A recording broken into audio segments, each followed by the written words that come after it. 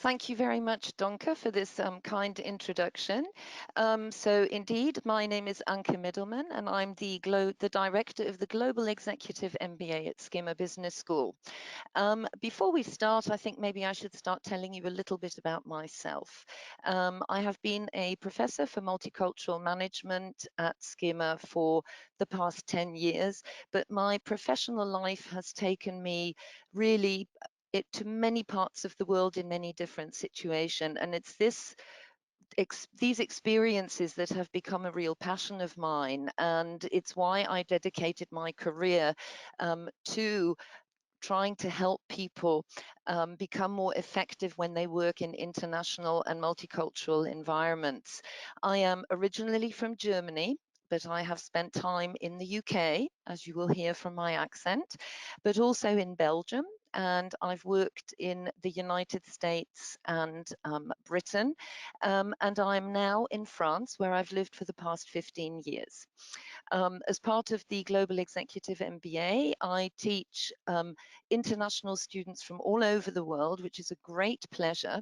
And we have classes on campuses all over the world. So it is a very, very rich multicultural experience. I'd like to share some of those experiences, but also my professional experience across my many years of working and living in different contexts throughout this webinar, and I'd be very happy to take your questions at the end of it. So I think the first thing to do is that we need to put this webinar into a context, because if there's something that I've realized over the last few years is that the dynamics are changing. Even from when I did my master's degree and started working in this multicultural field 15 years ago, the world has become a very changed place. And I notice that it's doing that, it's continuing to do that. And that means it's got implications for leadership in general, leadership across borders and across the world. So what we will be looking at today are very much how you can cope successfully with these changes. But first of all, we need to see what the context is now, just by looking back a little bit and then forward, and to see what the challenges are and the implications for competent leadership in general, but also across borders and cultures. And I will also be talking about the kinds of competencies that are required to thrive in these environments. So if we look at first this business context in which we find ourselves today, we find ourselves in a world that is moving very, very quickly. We talk about going through a fourth industrial revolution, which I think is quite appropriate. And I thought that to put this in the right context, and you will hear this word come up again and again, because we are moving into an era where we've got to we can never consider anything in isolation. So we need to consider where we are professionally today and in this world today, just by looking at the past. The first and the second and the third industrial revolutions were over time, over much longer. Look at where we are today and how little time it has taken between the third and the fourth revolution. Things have speeded up tremendously. If you look at the time between the first and the second, we're talking nearly 100 years. They were revolutionary, not just in terms of production, but of course it did mean changes and adaptation in terms of how you deal with people, how you deal with profit, how you deal with production.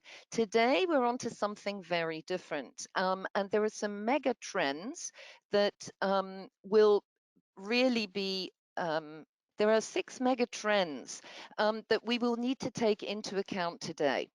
And these are all interlinked, these trends. You will see this on 2 of the pictures, that everything is linked and nothing is separate anymore. And I think this is something really, really crucial for the way we approach work, the way we approach management, the way we approach leadership. Everything is global. Now, that does mean global, as in across the globe, but it also means it is all encompassing. Even if it's not across the globe, it means that things are interconnected through technology, through digitalization. At the same time, we're dealing with demographic changes. We're dealing with social and economic inequalities. We're also dealing with very different generations coming into the workforce who have very different assumptions, expectations, and motivations. So, implications for 21st century leadership are that business will become more global. And one of the things is that everything has a domino effect, as the illustration on the top shows, that one thing leads to another, and things are much more interlinked than they ever were before. I think one of the big changes between now and these previous revolutions was this idea that machines will take over much more of what people used to do in the future. Uh, and that means, how will humans deal with this new environment? The other thing is that things will get even more quick. Yeah. Change will become quicker. The speed of work will become quicker. Changes will happen more quickly. And we're going to be interconnected even more. So it sounds very, very whirly. And so interconnection and interdependence between people, between companies, between ways of working are happening at very many levels. Now, the other important impact that seems to be external to this, but is actually crucial to also interconnect, is our environment. We need to think about people, we need to think about their well-being, but we also need to think about our natural environment. And you know that there are lots of reports about how things are deteriorating and how we must really take this into account in a very serious way. And this may actually be a very good opportunity to move forward and for humans to move forward to protect their surroundings. So it's one of the a big challenge for leadership. And the environmental situation is also something that is global. It affects all of us wherever we are in the world. Now, I said everything is in flux, everything is in constant change. And so we're going to what seems to be a world in flux and in a state of confusion and maybe in a state of paradox. So leaders today, regardless of where they are increasingly confronted with uncomfortable situations. So, for example, most of us in the world want stability. And instead, what do we get? We get volatility, we get change. Human nature likes predictability. We like to know where we're going. But at the moment, we face a lot of uncertainty. And I'll give you an example of that in a minute. We also like to know that it's clear, that things are straightforward, that we can deal with things in a good way. But the world is becoming more complex. We hear about this complexity on the news all the time. So this is just the news that we may watch or read about. But it's happening at company levels, it's happening at regional levels between countries, and it's something that we also need to take into consideration. And finally, we also like certainty. We like to know where we're going, just like we do with predictability. And yet, change is constant, and we move from one extreme to another. We move to situations in the middle, and it's leaving us uncomfortable. So it's something that's a leadership challenge. So the other thing is, many of us, in fact, most of us live locally, but regardless of where we are, whether we're in a city, in a town, in a village, living all on our own, we are impacted by these global realities. Who doesn't have the internet today? The fact, for example, that we can run this webinar across the globe and that people, even if they're sleeping right now, can actually listen to us later on is fantastic. But it means that even if somebody is in a village somewhere, they are impacted by this global technology. And of course, the steady progress is continuous, and disruption, big word in management, and transformation are happening all the time. Now, I want to show you an example of how all of these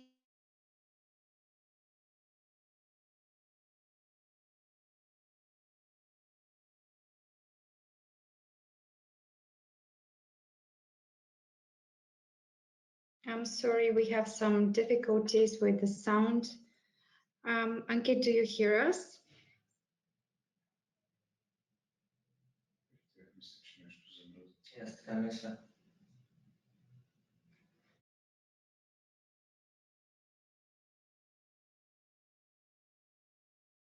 You know, and this has caused tremendous turmoil everywhere. Uh, for many years since the referendum, people have talked about, are we going to leave? How are we going to leave? How will this affect business? How will this affect people? How will this affect people who are living in the UK but who are not British? What kind of plans should we put in place? And this has been going on for quite some time, and it asks many, many questions. Is there a plan B? Should there be a plan B? What if there isn't? So this is the kind of state of flux, and it's just one example of many of the situations that are going around in the world that affect us. Whether you're a global leader or not. If you're a global leader, how do you deal with a situation like that? Do you put in place contingency plans, or do you wait and see? Do you move your company to somewhere outside of the UK because something may happen? But there's also talk of Britain remaining. So it's big, big dilemmas. And, you know, we still don't know the direction in which this may go. And so we're faced with a situation like that where we have many dominoes that feed into each other. But as this illustration shows, what will happen to this last telephone box? We think it might fall in one direction, but it might not fall at all. And possibly it could fall to the left or the right, depending on what's underneath it. So we're living in uncertainty and volatility. And as humans, we need to come face to face with this. Now, of course, the question is, against this backdrop, we do need to develop global leadership competencies and abilities that will help us to work through some of these issues. And in front of these issues, it's the backdrop against which we're working. Now, what does it mean? Well, more than ever before, we will have to be ready for the change and for the uncertainty. This is one of the realities which we will have to somehow incorporate into ways of acting and being. We will continue to work intensely across countries, time zones, and cultures, probably more intensely so, but in different ways. For example, I'm doing this webinar through a computer. So maybe people won't see each other that much more. They won't come face to face with each other, but they will be connected with each other in other ways. And the time zones will still be there. We will also, I think, in terms of leadership, have to develop more big picture abilities. It's no longer just important to be a specialist with expert knowledge and skills in one area, because that area may change so quickly that our skills may become obsolete. So we will have to keep learning. We will also have to develop our abilities to see things in a much more contextual way. Now, do you remember I said to you at the beginning of the webinar, we need to see everything in its surrounding context, the things that are happening around us as we're working. We're working in a context of Brexit. We're working in a context of global warming. We're working in ups and downs of the economy, all sorts of situations. So we need to always incorporate these. And so we also, because of the technology that's driving us, we also need to see how we're going to deal with all of these different contexts, how we're going to be linking them into our work. The natural environment, humanity around the globe, how do we engage people, and how do we connect with actors at all levels? If we say technology, oh, we use technology, that's great, but there's a little bit more to that. Some of us may not feel that comfortable with technology to begin with. So there may be opportunities, though, in all of this. And one of the big things I think for us, regardless of where we are in the world, is this idea that we need to change our perspectives. We can no longer manage like people several decades ago in the third industrial revolution.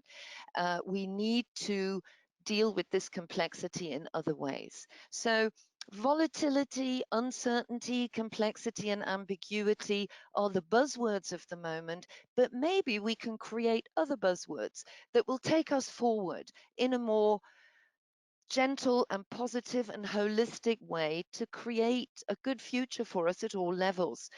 Now, I mentioned perspective change, and we can create a new VUCA environment, but one that's not focused just on volatility, but goes and focuses on visions for the future and focuses on values, our own values, our company values, our values for the world around us, that tries to create understanding out of uncertainty. This is very important. Remember, humans do like to know where they go, that we create clarity when we can. And we can do that. We may just not be able to do it in the same way. And that we understand that life and work will be an adventure in which we need to be agile and flexible and adaptable.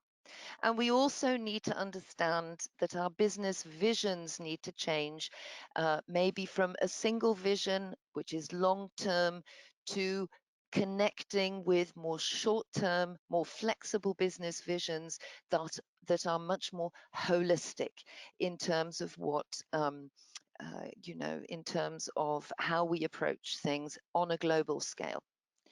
Now, this is also where we then come into discussing, what do we mean by leadership at these levels? Well, if any of you have looked at what leadership is, there are millions of descriptions out there. There are many theories. There are many approaches to defining leadership, but we need to practice it.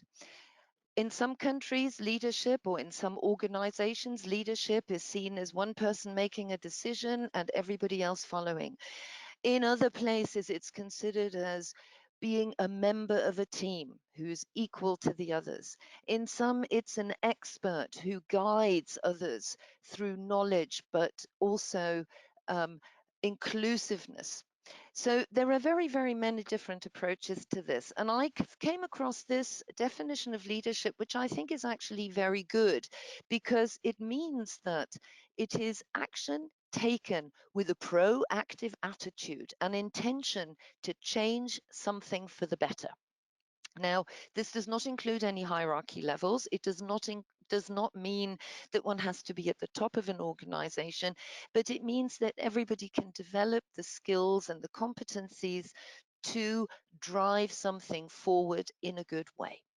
And I think this is a very nice description, and it can be used in all cultural contexts, because leaders do agree that they have to be proactive and they change something.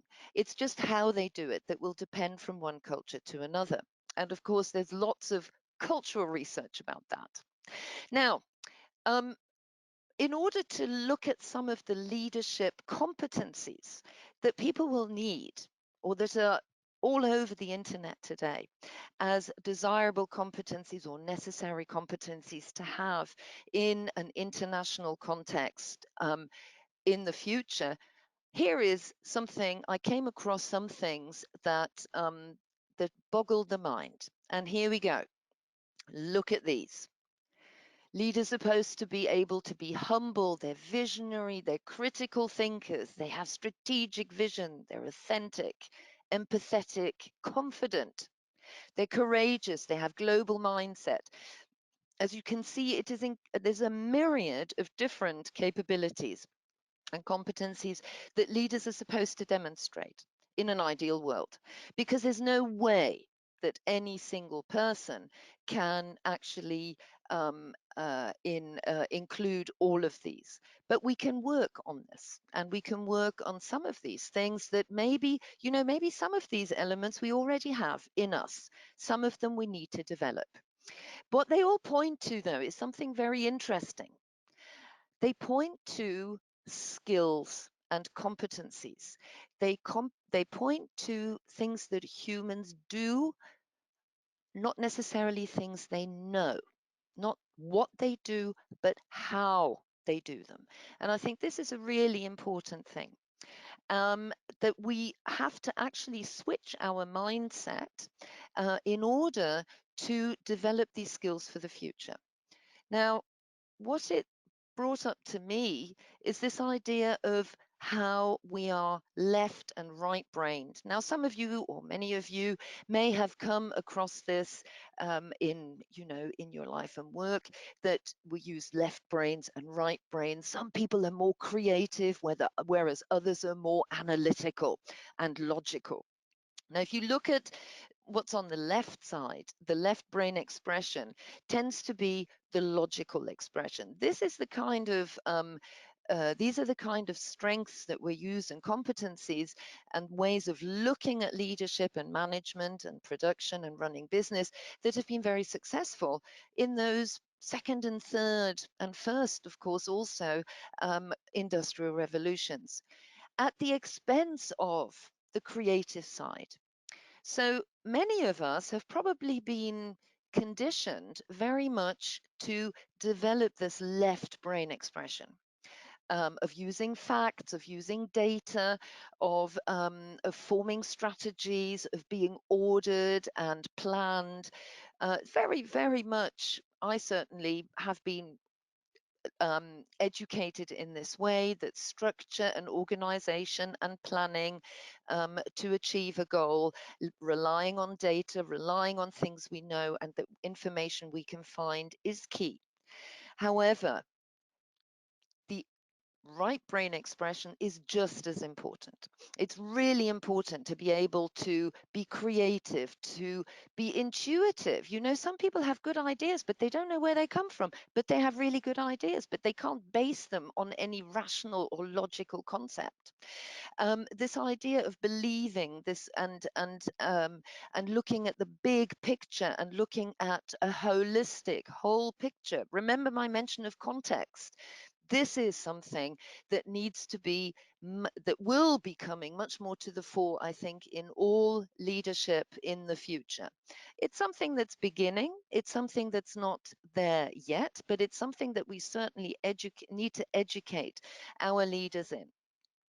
Not at the expense of the left. We need to find a better balance, of course, but we need to look at both ways. And this is true for people all over the world. Now, where do we start to develop all of this? Because it seems like it might be a big job.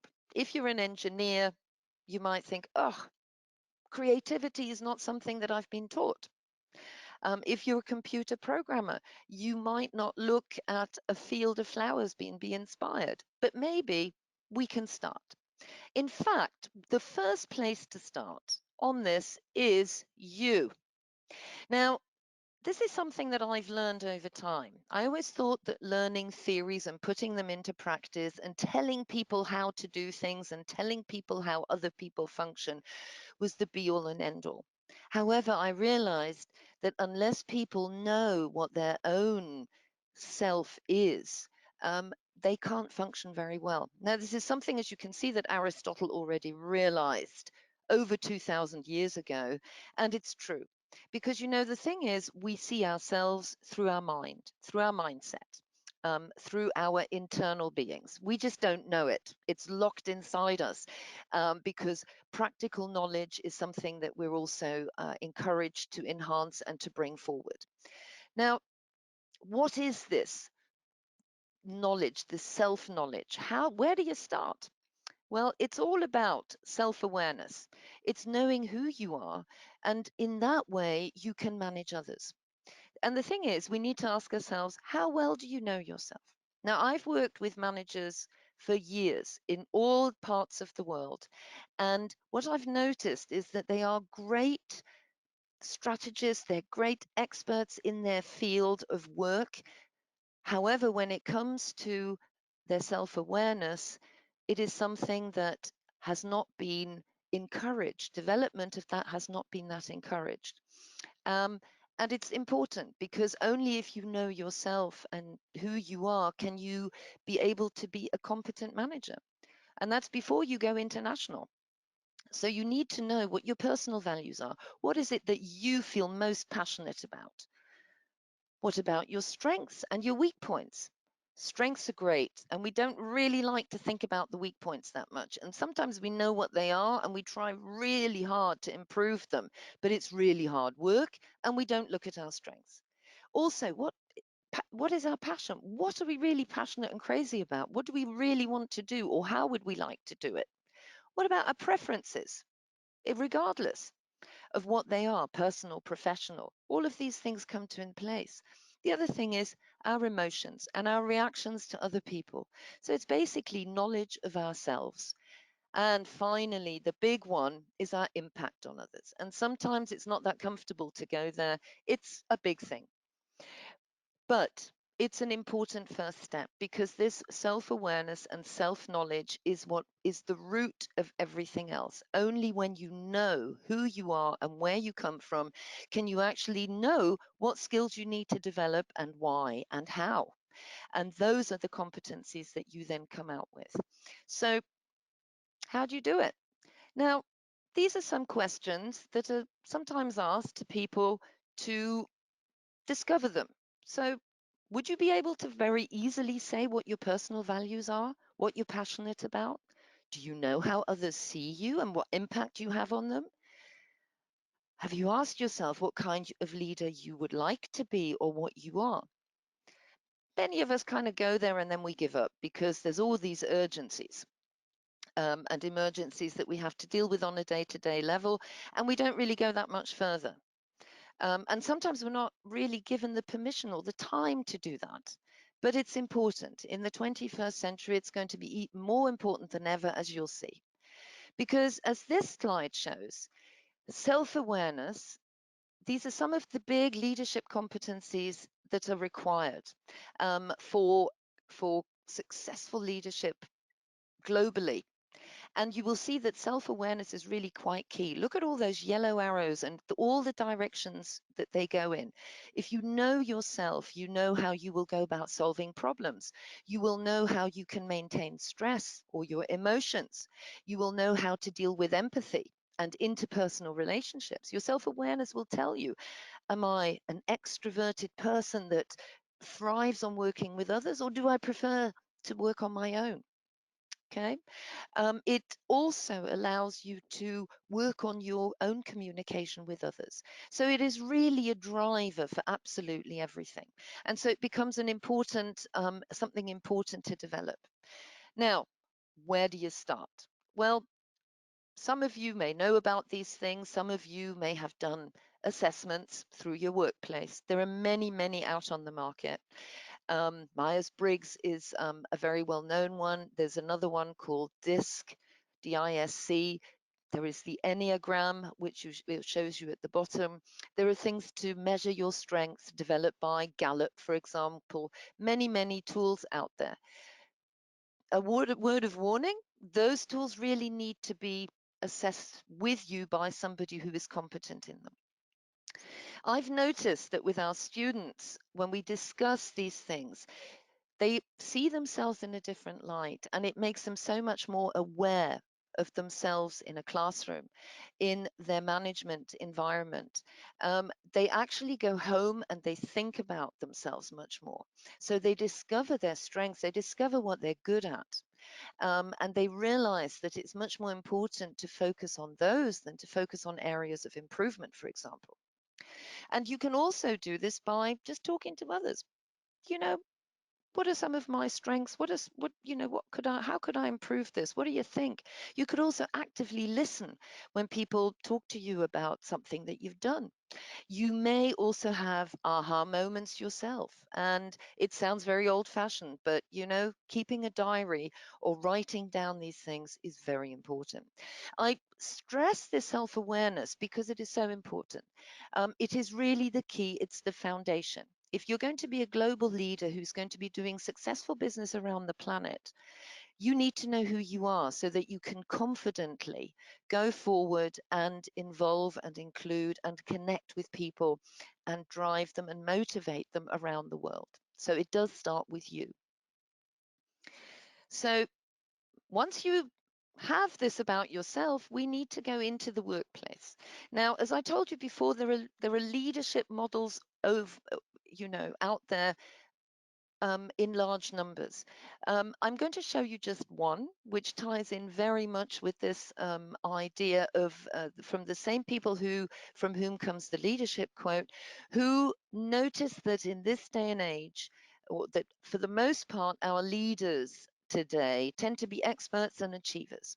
That means they work tactically, they work on issues, practical issues in time and place. Okay, they drive other people's to get things done.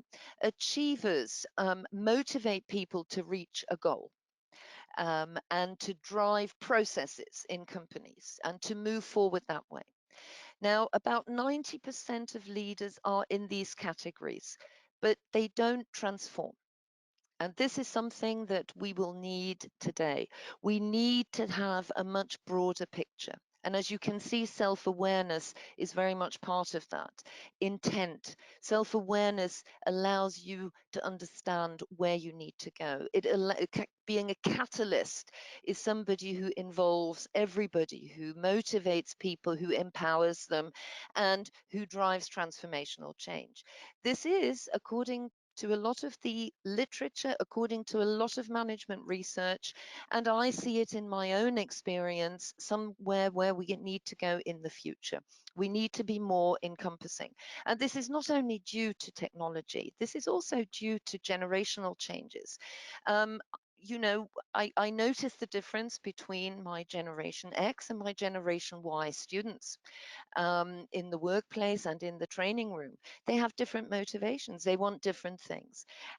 They need different meanings to their lives. And so leaders now need to think about how to catalyze them.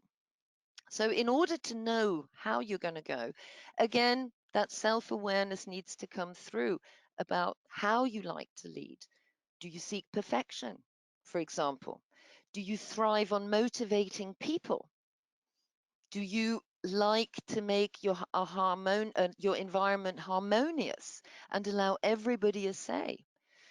Do you really, or do you feel that structures, planning, and procedures are the way to go? Or to really lead others, a bit like the little illustration with the blue arrow at the top? Or do you like an environment in which creative ideas come up all the time? Now, you know, these all of these notions do exist the world over.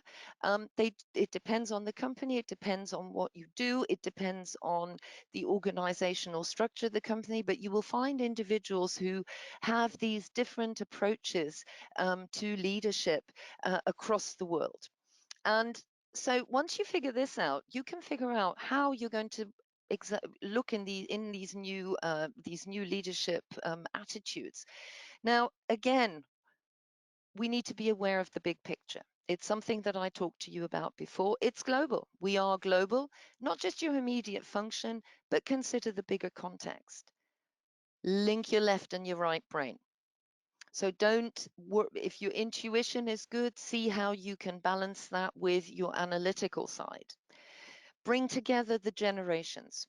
I work with much younger people now, and I notice that, you know, it could be seen as kind of scary, but at the same time, it's brilliant because they bring new ideas and they help me with all my technological hang-ups because I was born way before a mobile phone was ever invented, and I used landlines until very recently. Enhancing cooperation across the globe is going to be important for everybody, not just big companies that operate at multinational levels, but also for smaller companies that maybe work with big companies. You might work and live in your home country, but you might be in an international team. So the combinations are endless. So, and between various functions, that's another level of global. So, and again, we need to look at the various aspects. So we have an awful lot to balance in our workplace. So connectedness is something that the global leadership will need. And this is where, again, we need to really focus on how we can best do this. not just doing it, but how we can best do it and how we will deal with the change that we have at the same time. The other one is that relationship building. Now, the connection runs through all of this. Empathy and creating understanding of others is going to be a very big feature. Humans are going to be working together in different ways. Remember the machine. Okay, collaborative working is going to be very important. People have very good skills and they need to be able to utilize them in different ways. A good leader is somebody who shows interest in others, who will empower them, who will know their strong points, their specialities, their experience. They will take an ability to relate to people differently. And I like the illustration on the right of the person in those very big shoes. And for me, it's a brilliant way of showing this empathy and this connectedness, this ability to put yourself in somebody else's shoes. It's only from that you can see it from their perspective that you will understand how they see the world. And so it's a really important skill to develop. Some people have it, others need to work on it, as with everything. We also need to develop open-mindedness and curiosity and creativity. This is very much right brain stuff, but it's moving out of our comfort zone. It's trying to remember, we talked about uncertainty, we talked about complexity.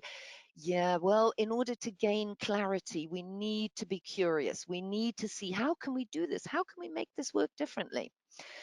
So it's important to be able to widen one's perspectives, not to be shut in one's little box, but to think creatively. As you can see at the bottom, two people disagree about the middle illustration, but they're both right. It's a different perspective. And if you put them together, you might get 7, you might get 3.5, but it's a different way of working it out and gaining a new clarity. And the bird in the top is the only one who has a different viewpoint.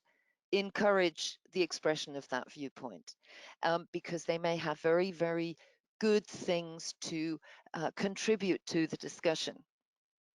Another very important aspect, of course, is vision. This goes with the catalyst leadership, this idea of linking the past with the present, of encouraging new ideas, but also of structuring other people's ideas, to be determined and yet to be humble, not to think that you're the greatest, to involve everybody. So the vision is going to be different. It's not necessarily one person doing it, but many people being involved. And because we're in a global world, this does mean that we include people from elsewhere.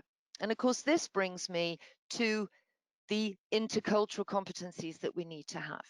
Now, this is a field that for a long time I taught as a very separate, independent subject. However, I've realized over time that you cannot teach it successfully if you don't include what I've just talked about, the self-awareness and the skills that are the big picture. Intercultural competencies look at certain cultural things, but they also look at you from your own perspective.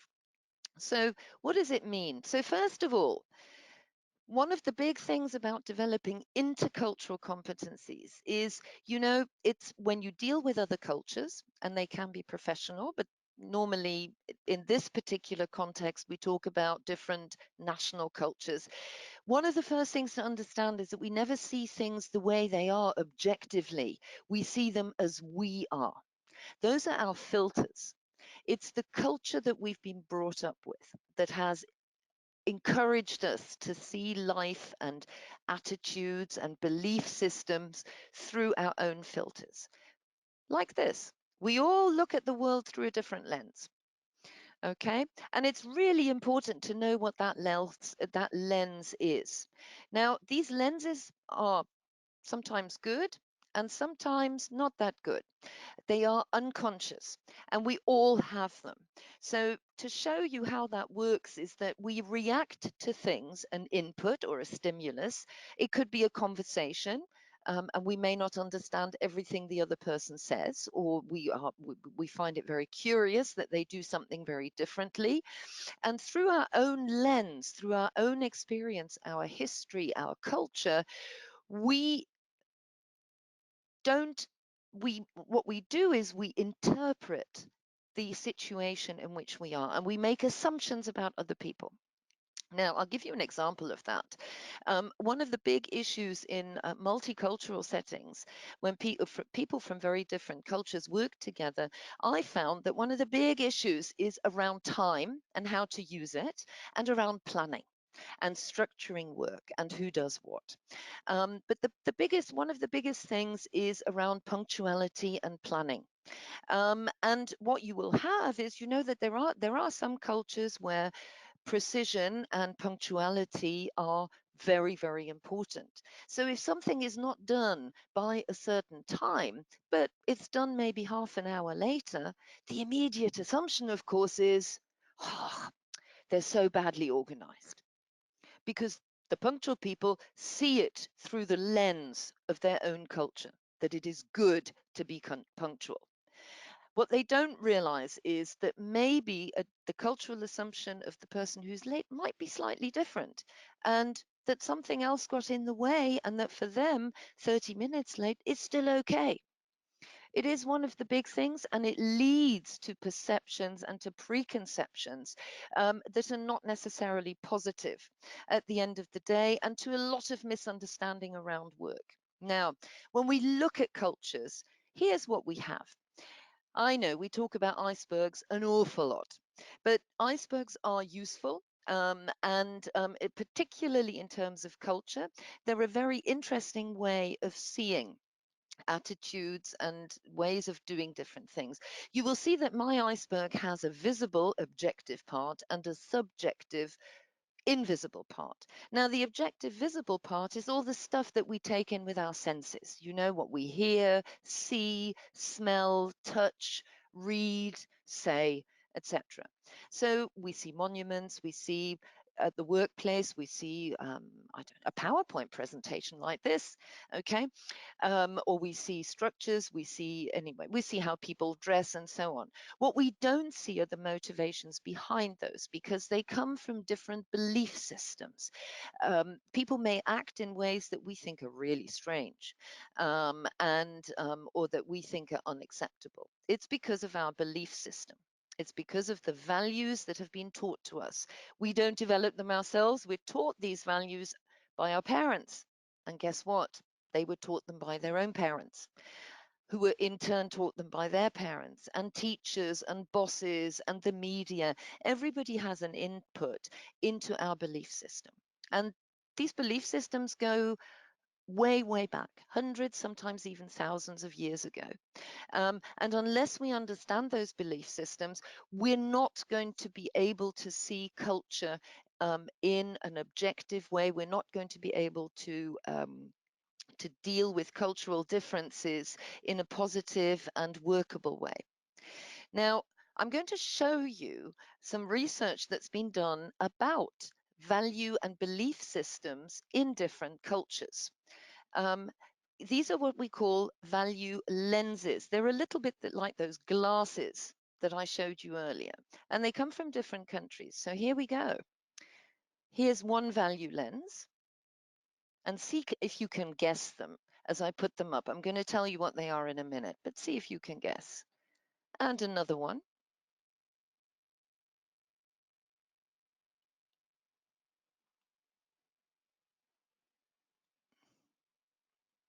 So these come from 6 different cultures. I've picked these cultures in a way because I suppose I work with these cultures a lot. And so I've actually tried to understand these cultures through their values. And you will have here the French cultural lens, the British one, or the English one, because it's, the Scots and the Irish and the Welsh are different. So it's an English cultural lens, a US one, a general US one, my German one, this is where I'm from originally, the Chinese cultural lens, and an Indian cultural lens. So well done you if you got them all right. Don't worry if you didn't. Now, what you can see is that all of these cultures have very different approaches to everything in their lives. If we look at the which one should we take? Let's have a look at the German one, since that's where I come from. expertise is really important, and it's very important to speak directly and to be very thorough in all the work you do. Okay, and to have a sense of order. So we're talking lots of great structure. Now, if you compare that with the French lens, they're very different. Do you see order and thoroughness in the French lens? You don't. We don't see directness either and expertise, but we see other values in the French lens, such as relationships, which you don't see in the German lens. So in a French context, relationships are important.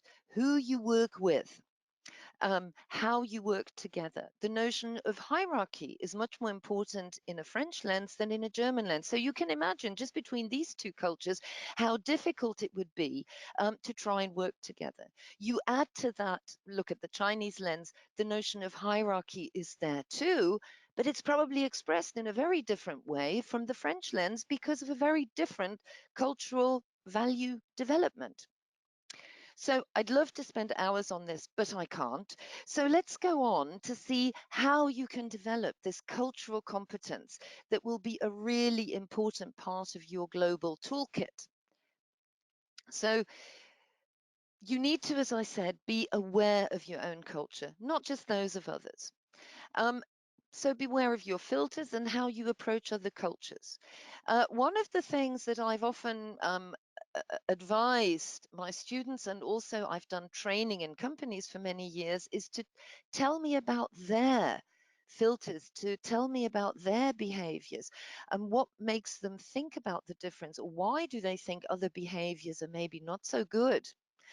For example, I exchanged with with somebody who's just graduated from the executive MBA, and he said, "Oh, Anke, it was so interesting." He said, "I always thought that people acted the same or wanted the same things, and I was just so frustrated with different approaches to doing the same work, and I thought that they were just badly organized." He said, "But then explaining all of this and understanding more of the background of that culture, well, it really helped me put it into a good perspective, and it's changed the way I see things. And now I much better understand why it is so difficult for places like the European Union to actually come up with good solutions that please everybody." There you go. So I was very pleased to hear that. Now, one of my big pieces of advice is that you should always be a cultural detective. What's really important is to go beyond the culture that you see, to dig down in that cultural iceberg, not to stay in the top. Yeah, it's important to see the different foods, the different money, to see different education system, modes of transportation, etc., etc. But ask yourselves, why is it different? What is the mindset that has developed this? Why are leadership approaches, hierarchies different in companies? Now, one of the things that I do, and which I teach, is to actually look at history, geography, and religion. Those three sets will teach you an awful lot about any culture. Culture is something that moves. We see it a lot in the tip of the iceberg. Fashions change, food preferences change, the way countries are organized may change, but the mindsets are very, very stable behind that. You will notice that people all over the world today may wear the same brand of trainers or sneakers, similar clothes, but they may have very different attitudes to how to wear them, the occasions that they will wear them to. For some people, certain shoes might be something just for sports. For others, they're a fashion item. So there are very different attitudes to this within one culture, but also between different cultures. So find out about them. So, for example, I realized that I work increasingly with Chinese students, and so I was very intrigued to see that things like Confucian ideas, so the philosophies and of Confucius, of the Tao and of Buddhism have had serious and important impacts on Chinese culture even today. And they were around over 2,500 years ago. At the same time, geography will also impact how a culture sees itself, how open-minded it may be to other cultures.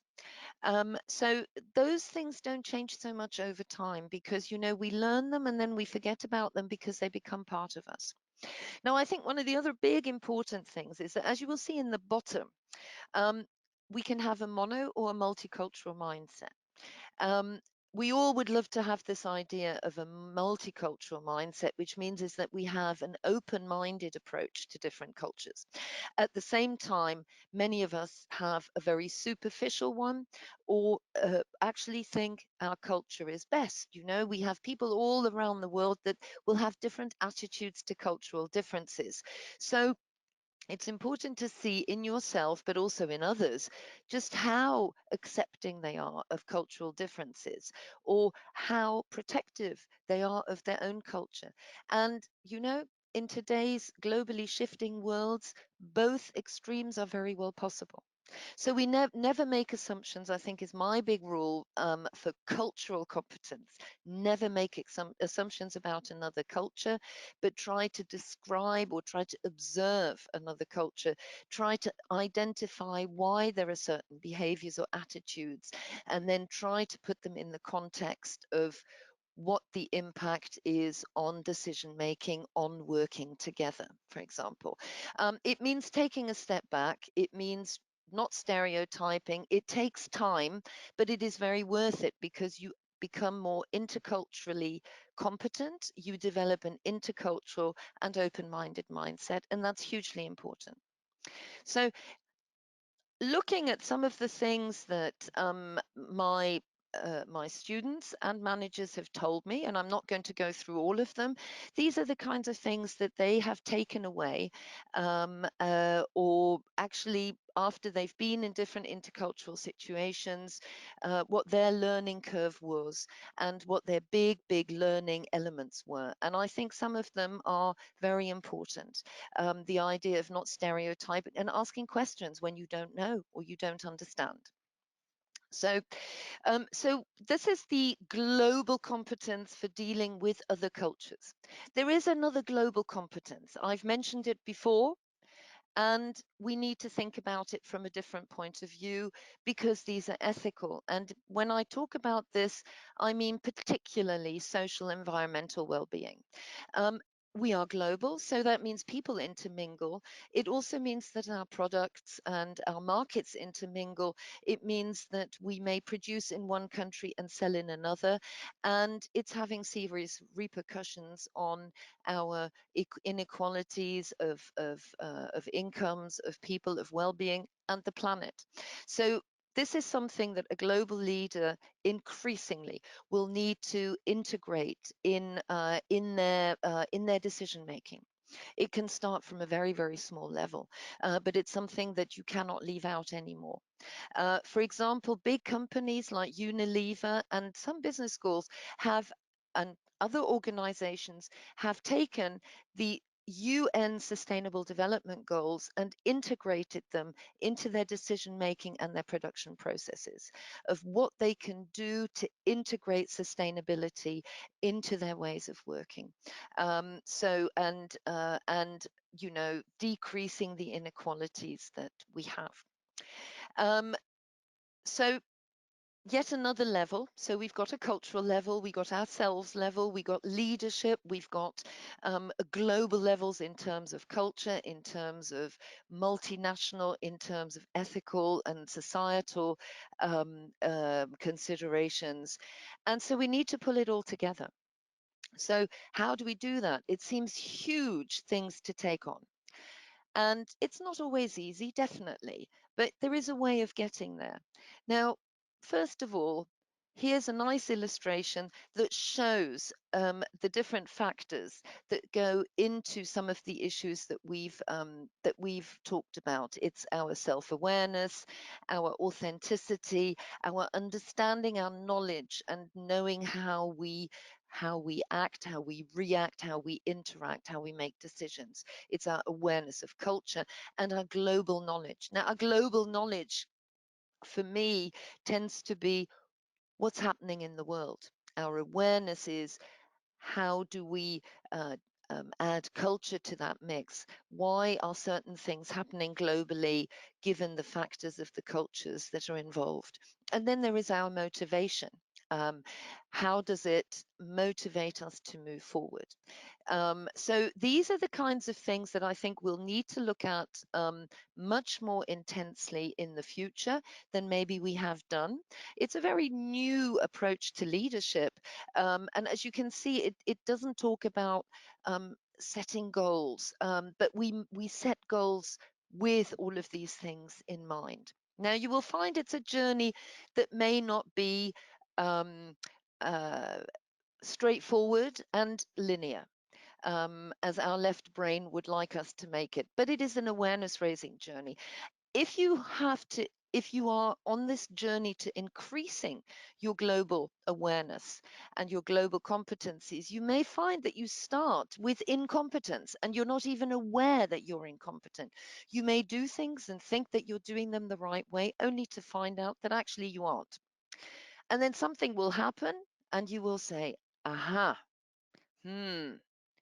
something went wrong. You're aware that something went wrong and but you're not exactly sure, but it needs to be fixed.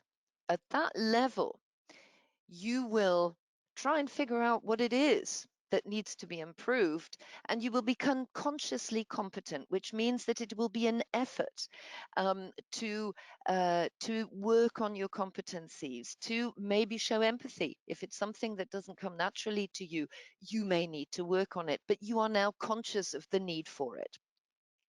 You may be conscious that if you're working in a global context, you need to adapt your timelines, your way of working. And ultimately, as you go through this journey, you come to, you guessed it, unconscious competence. You are so competent that you no longer think about it because it has become a normality for you.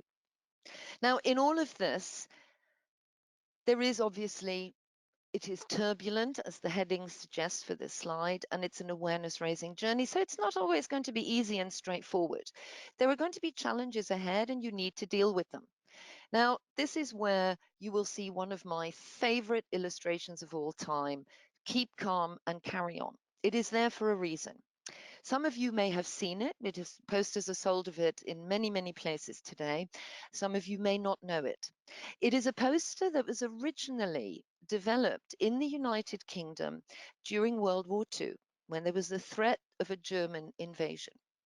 And there was a Department of Information that said, right, we're going to have to somehow motivate our population, motivate our people to deal with this potential invasion. So they printed up all these posters that were supposed to be put up on all the streets outside public buildings to remind the population not to get in a fluster and not to get upset and not to get anxious. It is very British. You keep calm and you carry on. You have a cup of tea. However, it is an important one in this context because what leaders of tomorrow will need increasingly is to develop resilience. You will come up against times when you are having to cope with a challenge that's unexpected, with a cultural difficulty that you never thought you would have. Your timelines may be completely all over the place. You may have done something wrong. You know, these challenges are there to make us stronger. There is an expression in an English and American context: if it doesn't kill you, it makes you stronger. And this is where resilience comes in. It means equipping yourselves with ways of staying calm, with ways of not becoming overwhelmed. This is where this idea of stepping back comes in. It's where you need to be aware of yourself, where your triggers are for stress, where your triggers are for feeling overwhelmed. I cannot give you a one size fits all solution because people are all very different and people de stress or recharge their batteries in different ways. But you know, one of the big things that the researchers found is to maintain optimism. They found that people who were in very, very difficult situations, even tragic situations, managed to get through them better if they had a sense of optimism about them and they could see that famous light at the end of the tunnel. Figure out what it is that makes you worried. Figure out a strategy. Don't feel you need to do it on your own. Think about what you did previously. And mentors are very, very good. And remember, we talked about being more connected and more linked and more collaborative. So find somebody you can do this with. Another thing that many people find very important in these turbulent times, these totally global turbulent times, is this idea of stepping back and maybe meditating or practicing mindfulness or going for a run.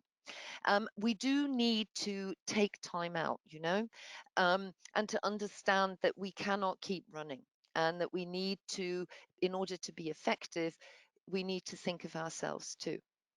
Now, determination and focus is another part of that toolbox.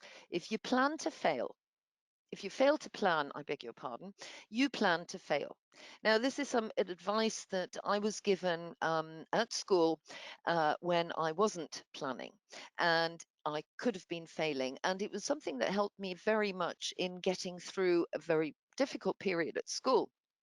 And I found that, yes, we do have to plan. We have to plan our work and our life, our personal and our professional life in many different ways. And business is moving faster. But there are still only 24 hours in the day, and humans do need to eat, drink, sleep, rest. As well as work, which means we have to think of a way of dealing with time differences, with time zones differently. So it is important to determine, to plan. We need to develop our soft skills, but we need to link this with strategic planning, with that left side of the brain, in order to allow us to see how we get there. So we can't do it all at once. We need to break things down to make them more manageable. And research has found that if you break big problems into much smaller parts, it'll be more manageable and you will feel much more accomplished and energized as you go through the process. Now, the other thing that should give us cause for hope is this idea that, we need to prioritize, but we also need to persist. And we need to know that Rome was not built in a day. It's still being built. It's still there today. But persistence back then paid off because what was built then is still around today. It's been modified, but it's still there. The other thing that I find helpful is that sometimes when global things just seem overwhelming, whether it's international or, your work just seems overwhelming, is to have a mantra that helps you go along. And the one that I've picked up lately, which I think is very useful, is that you will always move on, you will always feel better, even if you only do what you can from where you are right at this point in time with what you have. You don't need to go out and buy more equipment or hire a new team. Think before you go. Do everything in baby steps, and you will get there in the end. And I found that this is actually quite helpful, and it makes things much more visible and you reach your vision ultimately. Now, finally, I found some essential leadership qualities that I wanted to share with you. I find that these are quite universal. So universal means they apply to cultures everywhere. Um, Leaders who have succeeded in global environments, yes, they have cultural competence, yes, they have leadership skills, but some of their inner competencies are the ones that I have there for you. Some of them are about yourself, and some of them are very much about things to do, like gaining knowledge. It means you may have to read, you may have to get a specialist, and it means you do also have to plan, you have to prepare, you have to be persistent. So there are certain things that you can do and certain things that may be part of you. And if they're not part of you, then you need to figure out how to get there. And I will be happy to take answers on some of those questions which you may have had in the meantime after this. So for now, I would like to thank you very much for your attention, and I will hand back to Donke so that we can maybe see what kind of questions you've had. Thank you. Thank you very much for the interesting presentation. Would you like me to read the questions, or you would like to read them by yourself? Well, are there very many questions? Well, actually, we have currently only 3 questions. I would like to ask all the candidates to ask their questions, because they were listening very carefully to what you were saying, and probably they didn't have enough time to write their questions in the chat box. But please, if you have additional questions, please write them in the chat box, and I will forward them to Anke. Would you like me to read the 3 questions that we already received? Okay. Okay, so the first question is from Anita Kettler. Do you think anyone can be a leader? Can anyone be a leader? Yes. I think everybody has the potential to be a leader. As I said, I believe that leadership is something that is also quite personal. And I think that people can be leaders. They may not be natural born leaders. And I think very few people in this world are natural born leaders. And I think it is very much how you define it for yourself, what kind of leader you want to be. And as you saw in my presentation, I didn't really want to pin myself down on too many theoretical formulations, because we have inspiring leaders in many different areas of life. You know, we have politicians, we have businessmen, we have you know, we have people who are Mother Teresa, for example, is also an inspiring leader, but not in a business field. So yes, I think you can. Okay, and the next question is it possible to have an organizational culture that is the way we do things in a multicultural and cross-cultural work environment? The way we do things. Can you read the question again? Yes, is it possible to have an organizational culture that is the way we do things in a multicultural and cross-cultural work environment? I think you can build organizational cultures. It takes a long time. I have worked with companies that have built organizational cultures by listening to the various stakeholders in the organization, and to listen to what they need and what they require. I think if it's a multicultural environment, you know, there are ways. I mean, I think you will have things that will transcend national boundaries, and I think it's a very interesting question. I think the leadership of the organization will very much influence the kind of leadership or the kind of organizational culture that is practiced in that organization. And in a multicultural world, I think maybe what happens is that you cannot do it along national cultural lines, but you maybe transcend those to go to some of those more universal value systems that all people need to make it more inclusive. Okay, thank you. And And I think the only way that you can do that is to really listen and to include your various stakeholders. And this is a work in progress. It's maybe also the next stage of leadership development.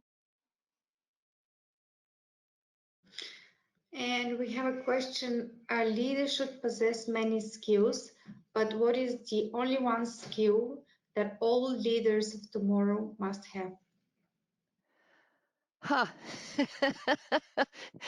Oh dear, that is a very difficult question. I don't know that there is one particular skill. I think it's a combination of things, but I think vision is probably a very, very important one. We But have in a order to very have vision, you need to also have your emotional intelligence in place.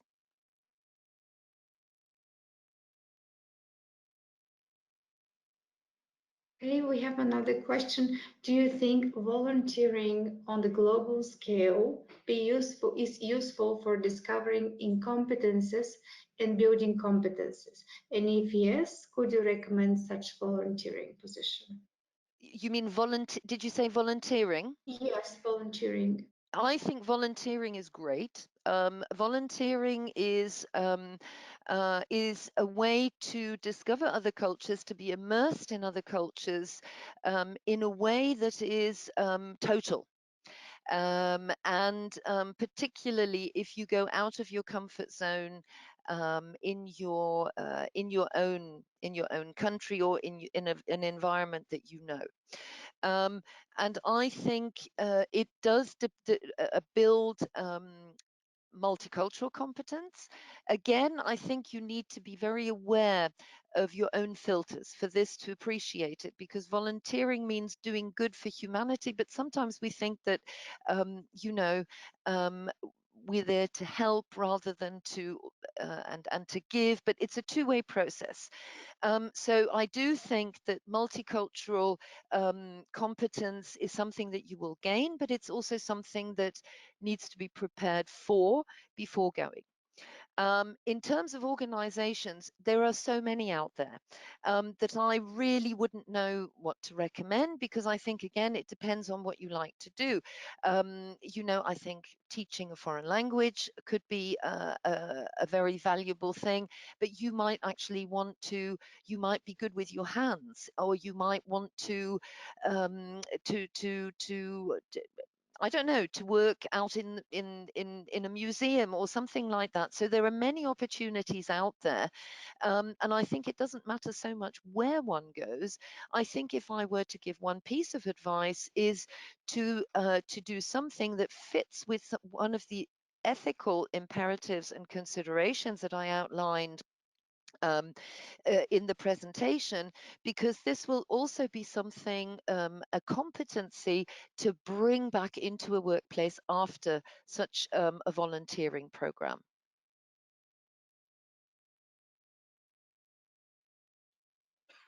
Okay, we move on to the next. Surveys that determine specifically with numbers how in percentage you own the global leadership characteristic. I didn't catch the beginning of that question. I'm sorry. Are there any surveys that determine specifically in percentage what is your percentage of global leadership? In terms of how many people are global leaders, or, it's one of those things that's really interesting question, because there are many surveys about creating global mindset, about how people practicing different, global positions. Um, Global would encompass really more than, I think, 3 or 4 continents. So I think there are very, very few truly global leaders out there.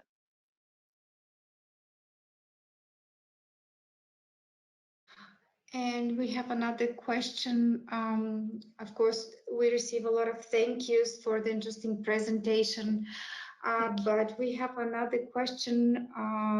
How to build these leadership competencies and from where to start? Yes. From where to start? And as I said in my presentations, you need to start with yourself. There is no other way. Because if you start by saying, oh, yep, I want to be a leader like that person I saw on television last night, is not a good way to start. You need to know what excites you. You need to know what you do and don't like. You need to know what you can and cannot accept. So you need to know who you are. And this is, and it's a really interesting question, because at the moment, I think, from my personal experience, I've seen this, that many people are not aware of themselves. They want to develop leadership skills, but they can't even articulate them very well. What does that mean? So people want to be leaders, but they don't know what kind of leaders they want to be. And this would be the first question that I would ask. What kind of a leader would you want to be? What would be your vision for what you want to do as a leader? And that's really the point where you have to think about, very clearly, about what you want. Nobody's going to be identical to anybody else. We've all got different strengths, we've got different values, we've got different potential, and we've got different preferences for maybe getting there and opportunities. So that's where you need to start. What kind of a leader do I want to be?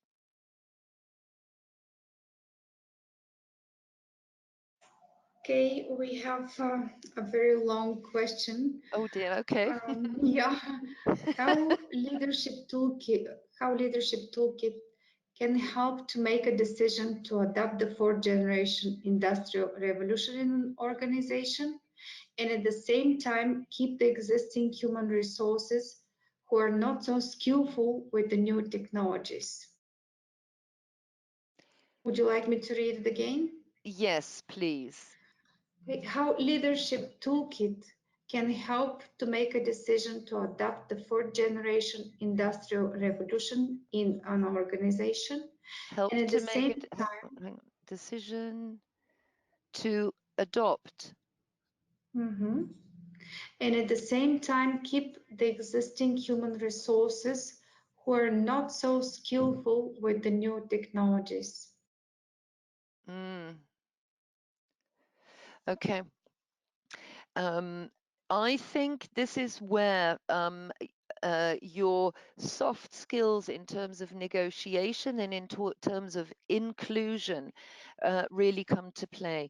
This is where, the fourth revolution and HR not being so in touch with technology. Well, technology is here, and I don't think it's going to go away. And so I do think that it's important to encourage the development of HR within the company. Resistance to change is normal, but it is something that you have to overcome.